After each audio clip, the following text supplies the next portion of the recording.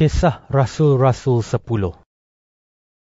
Seorang lelaki bernama Cornelius tinggal di Caesarea. Dia kapten pasukan tentera Roma yang disebut pasukan Italia. Dia takut akan Allah. Dia dan keluarganya menyembah Allah.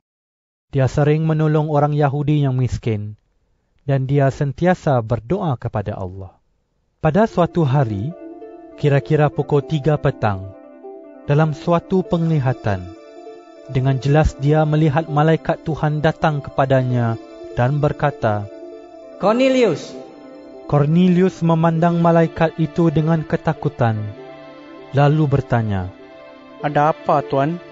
Malaikat itu menjawab, Doamu dan kemurahan hatimu sudah diterima oleh Allah dan Allah mengabulkan doamu. Sekarang, suruhlah beberapa orang ke Yope untuk memanggil seorang bernama Simon Petrus.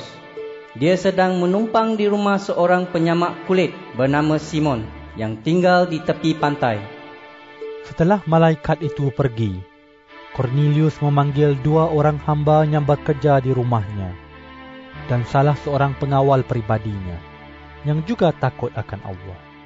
Dia memberitahu mereka apa yang sudah berlaku, lalu menyuruh mereka pergi ke Yope.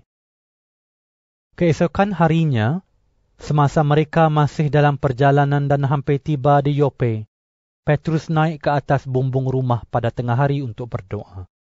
Dia lapar dan hendak makan. Sementara makanan disediakan, dia mendapat suatu penglihatan. Dia melihat langit terbuka dan sesuatu seperti kain lebar diturunkan ke bumi, tergantung pada keempat-empat sudutnya. Di dalamnya terdapat segala macam binatang berkaki 4, binatang menjalar, dan burung-burung liar. Lalu, ada suara berkata kepadanya, Petrus, bangunlah, sembelihlah binatang itu, dan makanlah. Petrus menjawab, Tidak, Tuhan. Aku belum pernah makan apa-apa yang haram atau najis. Tetapi, suara itu berkata lagi, Jangan anggap haram apa yang sudah dinyatakan halal oleh Allah. Perkara itu berulang sehingga 3 kali. Lalu kain itu terangkat kembali ke langit. Petrus termenung memikirkan makna penglihatan itu. Pada masa itu, orang yang disuruh oleh Cornelius sudah menjumpai rumah Simon, dan mereka sedang berdiri di muka pintu. Mereka memanggil dan bertanya sama ada seorang tamu bernama Simon Petrus menumpang di situ.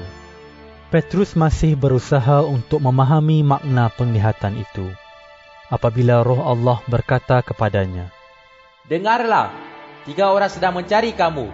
Cepatlah turun ke bawah dan jangan ragu-ragu mengikut mereka, kerana aku yang menyuruh mereka datang. Petrus turun ke bawah dan berkata kepada mereka, Sayalah yang saudara-saudara cari. Mengapa saudara-saudara datang? Mereka menjawab, Kapten Cornelius menyuruh kami kemari. Dia orang baik dan dia takut akan Allah. Dia sangat dihormati oleh semua orang Yahudi. Malaikat Allah menyuruh dia menjemput Tuan ke rumahnya supaya dia boleh mendengar apa yang akan Tuan katakan. Lalu Petrus menjemput mereka menginap di situ. Keesokan harinya, Petrus bersiap-siap dan pergi dengan mereka. Beberapa orang pengikut Yesus dari Yope pun pergi dengan dia. Sehari sesudah itu, mereka tiba di Caesarea. Cornelius bersama-sama sanak saudara dan sahabat-sahabat karib yang telah dijemputnya sedang menunggu mereka. Apabila Petrus tiba, Cornelius menyambut dia dan sujud di hadapannya. Tetapi Petrus menyuruh dia bangun. Bangunlah, Katanya. saya sendiri pun manusia. Sementara bercakap dengan Cornelius, Petrus masuk ke dalam rumah dan mendapati banyak orang sudah berkumpul di situ. Petrus berkata kepada mereka, Saudara-saudara sendiri tahu bahwa orang Yahudi dilarang oleh agama mereka untuk melawat atau berhubungan dengan orang bukan Yahudi. Tetapi Allah sudah menunjukkan bahwa saya tidak boleh menganggap seseorang pun najis atau haram. Itulah sebabnya apabila saya dijemput, saya tidak berkeberatan datang. Katakanlah, Mengapa Tuhan meminta saya datang?"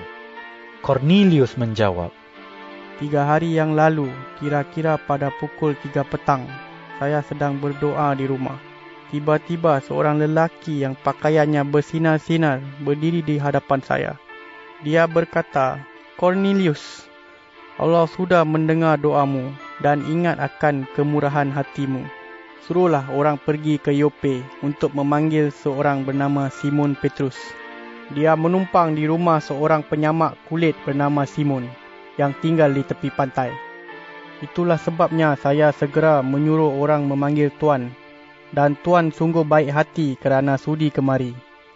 Sekarang kami berkumpul di sini di hadapan Allah untuk mendengar apa sahaja yang akan Tuan katakan seperti yang diperintahkan oleh Tuhan."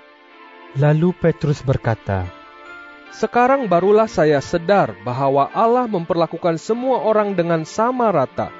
Sesiapa yang menghormati Allah dan berbuat apa yang benar, diterima oleh Allah, walau apapun bangsanya. Saudara-saudara tahu akan perkabaran yang disampaikan oleh Allah kepada bangsa Israel. Kabar itu berita baik tentang kedamaian melalui Yesus Kristus, Tuhan semua orang. Saudara-saudara mengetahui apa yang telah berlaku di seluruh Yudea, mulai dari Galilea setelah baptisan yang diberitakan oleh Yohanes. Saudara-saudara tahu bahwa Allah telah memilih Yesus orang Nazaret itu dan memberi dia roh Allah dan kekuasaan. Yesus pergi ke serata tempat untuk berbuat baik dan menyembuhkan semua orang yang dikuasai oleh iblis, karena Allah menyertai Yesus. Kami saksi yang sudah melihat segala sesuatu yang dilakukannya di negeri Yudea maupun di Yerusalem. Kemudian mereka menyalibkan dia dan membunuh dia. Tetapi pada hari ketiga, Allah membangkitkan dia daripada kematian dan memperlihatkan dia. Dia tidak dilihat oleh semua orang, tetapi hanya oleh kami yang sudah dipilih oleh Allah untuk menjadi saksi-saksinya.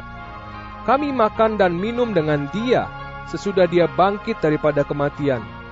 Dia menyuruh kami mengabarkan berita baik itu kepada semua orang dan memberikan kesaksian bahwa dialah yang diutus oleh Allah untuk menjadi hakim orang yang masih hidup dan yang sudah mati.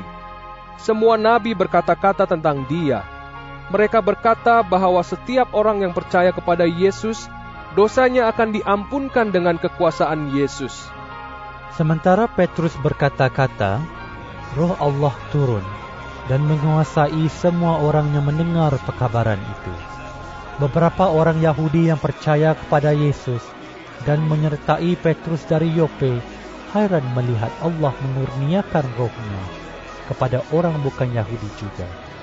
Mereka mendengar semua orang itu bertutur dalam bahasa-bahasa yang ajaib, serta memuji-muji kebesaran Allah. Lalu Petrus berkata, "Lihatlah, semua orang ini sudah menerima roh Allah seperti kita. Bolehkah sesiapa menghalangi mereka dibaptis dengan air?" Oleh itu, Petrus menyuruh mereka dibaptis demi nama Yesus Kristus. Kemudian, mereka meminta supaya Petrus tinggal dengan mereka untuk beberapa hari.